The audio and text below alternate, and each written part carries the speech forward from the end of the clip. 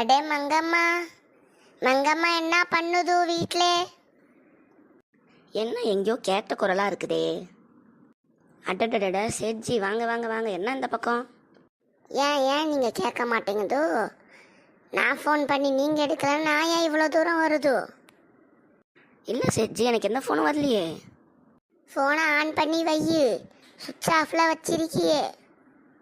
சரி சரி சேட்ஜி, நான் பார்க்குறேன். என்ன விஷயம் ஜி?